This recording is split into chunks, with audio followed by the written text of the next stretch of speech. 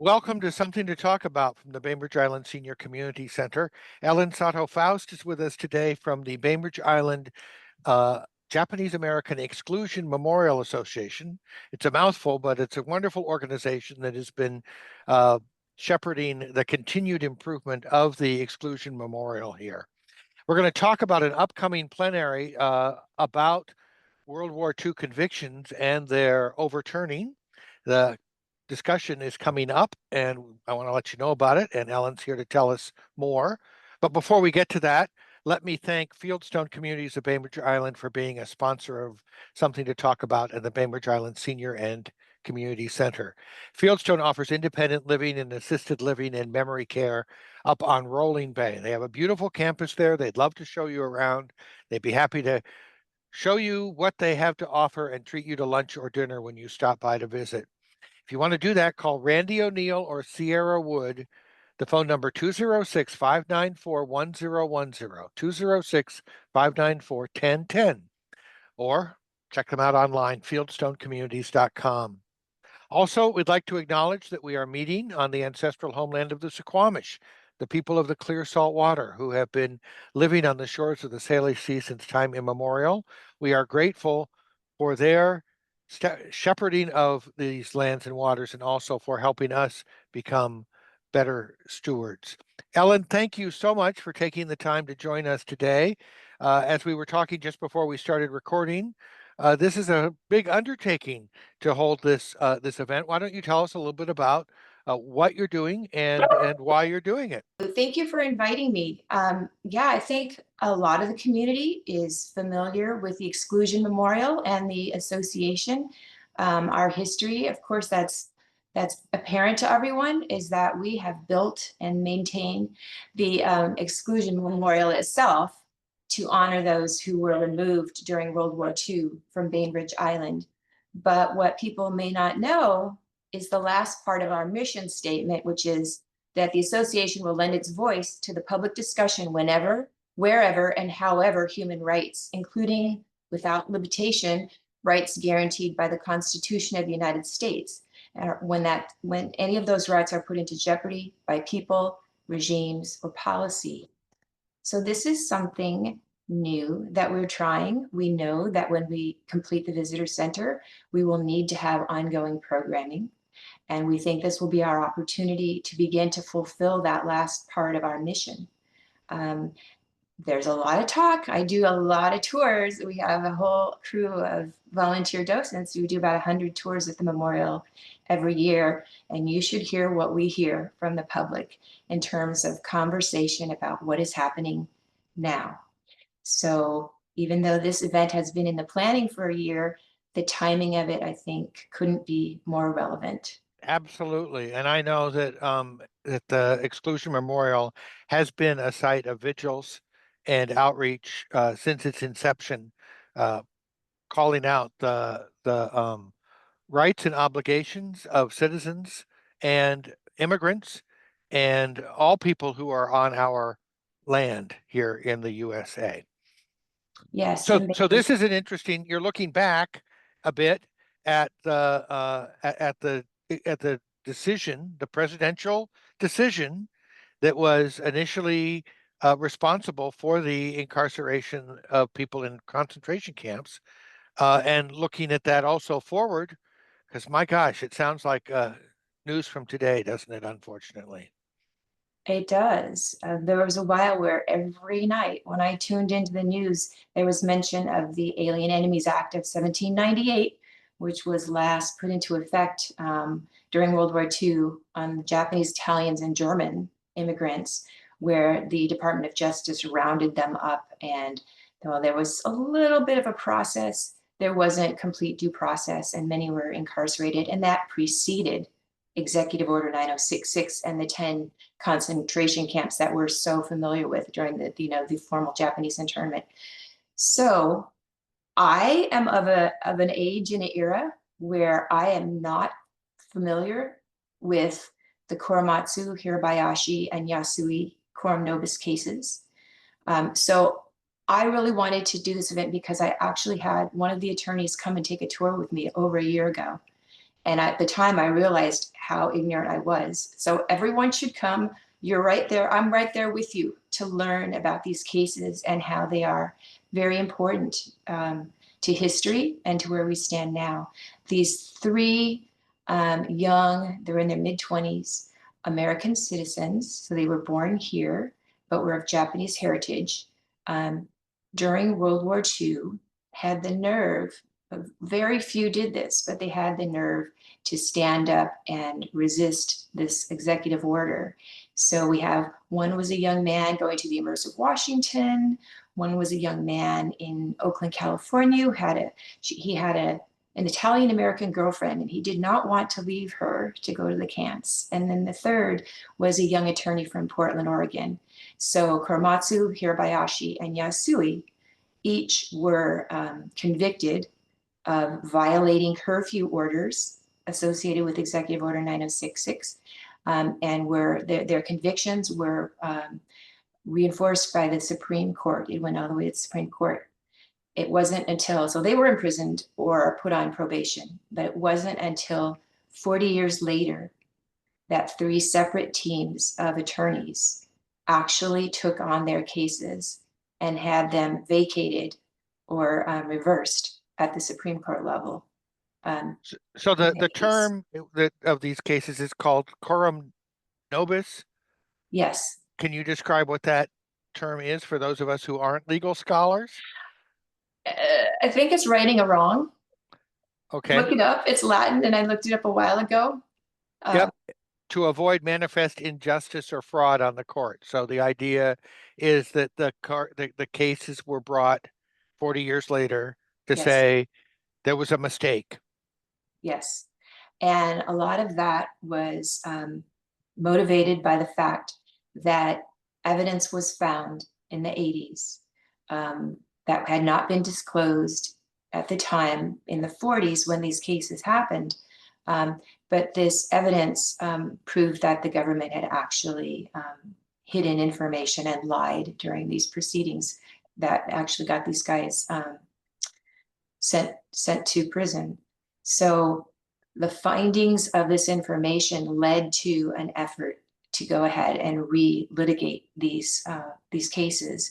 And on October 2nd, which is a Thursday before the symposium, we will have a free screening of a film called Alternative Facts, The Lies of Executive Order 9066. It will be free to the community at Bainbridge Public Library, and it's only an hour long, but it lays out this whole process by which all of this additional information was found and how it played into the coram nobis cases. So we encourage everybody to come. It's free, whether you're going to the symposium or not.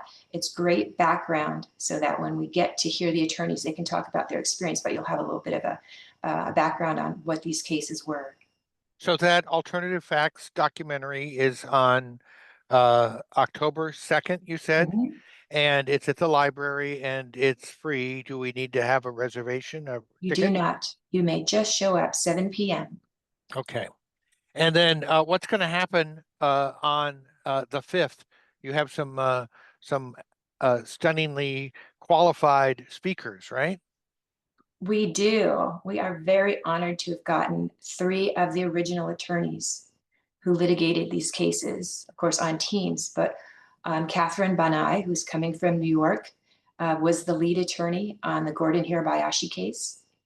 Her sister, Lorraine Banai, was on the legal team for Fred Korematsu. And Peggy Nagai is coming from Portland, and she was on the case for Minoru Yasui. And we also have, coming in from San Francisco, a former King 5 news anchor, James Fattori, who will be our moderator. And he was here in Seattle during this period and is a little bit familiar, but he also went on to do a lot of national and international coverage with CNN and NBC. So he's also an interesting character in the mix. Great. And that's going to be held at the Bainbridge Island Rowing Center across the street from the Senior and Community Center. Across the street from you, yes. It will be held on Sunday, October 5th. The presentation itself begins at 2. Doors open at 1:30.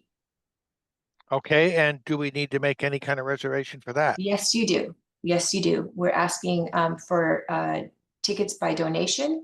We are also offering free tickets for those who want their tickets subsidized. So everyone can come. There's no excuse. We will also be offering it virtually via Zoom. So if you visit our website, bijama.org/symposium, you'll find all the details. And BIJAEMA, by golly, is BIJAEMA,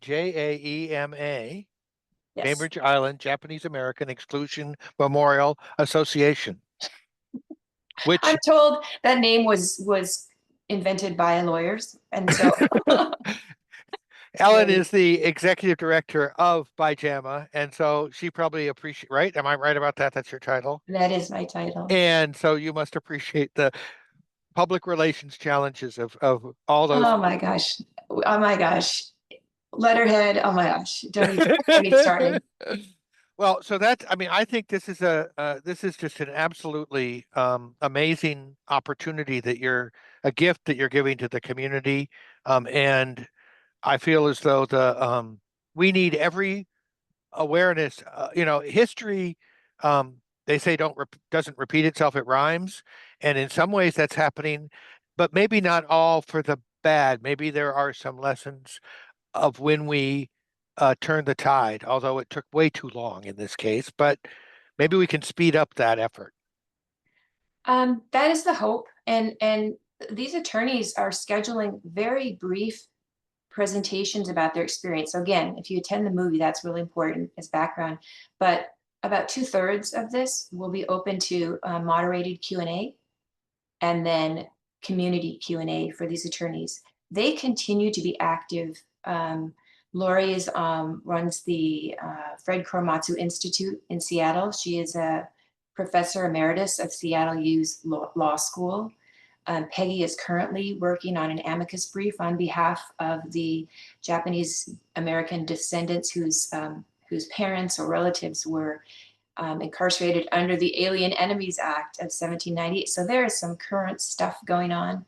And we really want to, I think, give people a mode of kind of letting out all these pent up questions and what can we do, and see how this take on it from a legal standpoint can help us. Yeah, it definitely has been. I mean, that is when I have hosted conversations with people who are talking with state reps or US reps, the question that comes up over and over and over again is sort of what can we do? What can we do in this period where it doesn't seem like there's much we can do? And strong legal arguments are definitely a part of that picture. It's not the only part. There are other things like the bravery that these three folks showed many years ago to say, no, I'm not going to stand for this order. I'm going to take it to take it to the court. I'm not going to just, and we do see people obviously doing that as well.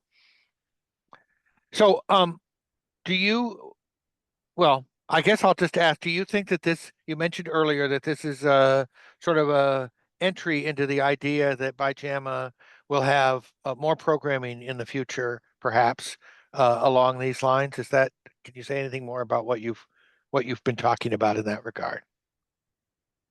Well, we do have a little building to build. So Right. that is on the forefront of our thinking right now. We've just begun, well, halfway through building our water line to the visitor center, and we are on the edge of our seats waiting for that building permit, which we were told is days away. Oh, good. Yeah, so we are going to run, not walk, to that site and put a shovel in the ground as soon as we get our permit. So that's on the forefront. We have a committee working on interpretive materials. If you've been to the memorial, you know that it's fairly sparse on words because it's really about a memorial about remembering this event and the people, the real humans here on Bainbridge who were affected and the community who supported them. But we're going to have more space to do some interpretation, more stories, more information. And then we're talking about different types of programming. There's a lot of art that's been created around Bainbridge Island's experience. There is a lot of things like these. There's one of the lead attorneys on Gordon Hirabayashi's case, was a prominent Bainbridge Island attorney. There's a lot of other stories that are adjacent to the survivors that we would like to feature. So those are all in the planning stages, but first we got to have our building. Yes.